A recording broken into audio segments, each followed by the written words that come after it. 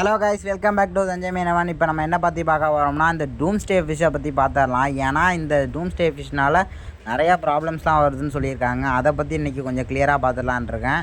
ஏன்னா இப்போ இடையில வந்து மார்ச் 11ஆம் தேதி வரை இது ஒரு மெக்சிகோவில் வந்து கரை ஒதுங்கியிருக்குன்னு சொல்லியிருக்காங்க. இது வந்து சன் லூக்காஸ் கடற்கரையில் வந்து கரை ஒதுங்கியிருக்கதா சொல்லியிருக்காங்க. ஏன்னா இந்த மீனை பற்றி இன்றைக்கி கொஞ்சம் நம்ம கிளியர்னஸ் பார்த்துடலான்னு சொல்கிறேன். வெயிட் பண்ணி பாருங்கள் கைஸ், வீடியோ ஃபுல்லாக பாருங்கள். இந்த சேனலில் பார்க்கும்போது இந்த வீடியோ உங்களுக்கு பிடிச்சிருந்துச்சா நம்ம சேனலை சப்ஸ்கிரைப் பண்ணி விட்டுருங்க. வெயிட் பண்ணி பாருங்கள். இப்போ பற்றி தான் உங்களுக்கு டூம்ஸ்டே ஃபிஷ்னு இதுக்கு ஒரு பேர் இருக்குது. இன்னொன்று பார்த்தீங்கன்னா ஓர் ஃபிஷ்னு ஒன்று இருக்குது. இது என்ன உலகத்திலே பார்த்தீங்கன்னா நீளமான எலும்பு உடைய மீனுன்னு சொல்லுவாங்க கைஸ். 8லேருந்து 11 மீட்டர் 26லேருந்து 36 ஃபீட் வரைக்கும் வளரக்கூடிய ஒரு மீன் சொல்லியிருக்காங்க கைஸ். இது ஆழ்கடல் மீன் சொல்லியிருக்காங்க. இது சுமார் 200 மீட்டர்லேருந்து 1000 மீட்டருக்கு ஆழத்துக்கு கீழே தான் வாழுன்னு சொல்லியிருக்காங்க.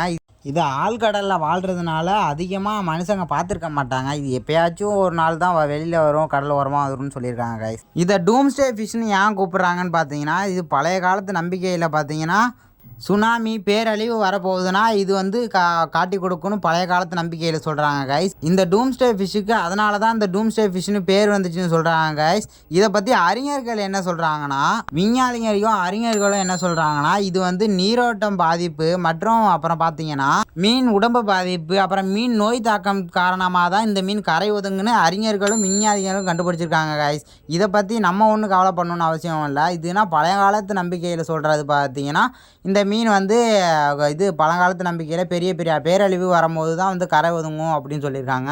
இது வந்து தண்ணி மாற்றம் அப்புறம் பார்த்தீங்கன்னா இந்த மீனுக்கு உடம்பு காயங்கள் இது உடம்புல நோய்கள் தாக்கப்பட்டாலும் தான் இந்த மீன் வந்து கரைக்கு வரும்னு சொல்லியிருக்காங்க கைஸ். அதனால தான் இது வேறு ஒன்றும் காரணம்லாம் கிடையாது கைஸ். வாங்க வேறு ஏதாச்சும் இன்ஃபர்மேஷன் தான் உங்களுக்கு நான் கிளியராக சொல்லிடுறேன். அதுக்கு முன்னாடி நம்ம சேனலில் ஒரு சப்ஸ்கிரைப் பண்ணி விட்ருங்க கைஸ். இது பார்த்தீங்கன்னா பேரழிவோட டிஸ்ட்ராக்ட்லாம் ஒன்றும் இல்லைன்னு சொல்லியிருக்காங்க அறிஞர்களும் விஞ்ஞானிகளும். இது என்ன சாப்பிடுதுன்னு இப்போ சொல்கிறேன் பாருங்கள் கைஸ். இது வந்து சிறிய சிறிய பிளான்ட்டு அப்புறம் பார்த்தீங்கன்னா ஸ்மால் ஃபிஷ்ஷஸ் இந்த மாதிரி தான் சாப்பிடுவோன்னு சொல்லியிருக்காங்க. இதை பற்றி மனிதர்களுக்கு ஏதாச்சும் பாதிப்பான்னு பார்த்தோம்னா நமக்கும் இந்த மீனுக்கும் எந்த சம்மந்தமும் இல்லை. அதனால் இந்த மீனால் நமக்கு ஒரு பாதிப்பும் இல்லைன்னு தான் சொல்லியிருக்காங்க கைஸ். ஏன்னா இந்த மீன் நமக்கும் நம்ம அடிக்கடி பார்க்கக்கூட மாட்டோம். இது அந்த அளவுக்கு இது பார்த்திங்கன்னா ரக்கடான ஃபிஷ்லாம் இல்லை, ஒரு நார்மலான ஃபிஷ்ஷு அப்படின்னு தான் சொல்லியிருக்காங்க கைஸ். இது மிகவும் அமைதியான ஒரு ஃபிஷ்ஷுன்னு சொல்லியிருக்காங்க கைஸ். ஏன்னா இது அமைதிக்கு பேர் போன ஃபிஷ்ஷுன்னு சொல்லியிருக்காங்க. இது பழங்காலத்து படத்தை பாருங்கள், அதை பார்த்தீங்கனாலே உங்களுக்கு தெரியும் கைஸ்.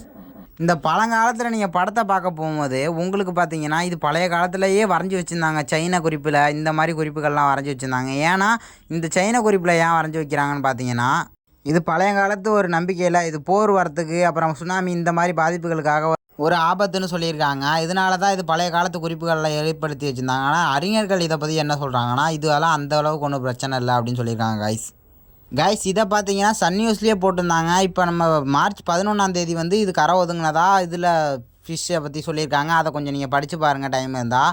இன்றைக்கி பார்த்த வீடியோ உங்களுக்கு பிடிச்சிங்கன்னா நம்ம சேனலை சப்ஸ்கிரைப் பண்ணிவிட்டு இந்த மாதிரி யூஸ்ஃபுல்லான கண்டென்ட் பார்க்குறதுக்கு நம்ம சேனல் தொடர்ந்து ஃபாலோ பண்ணிட்டாங்க. பாய், இன்றைக்கி போய்ட்டு வரேன்.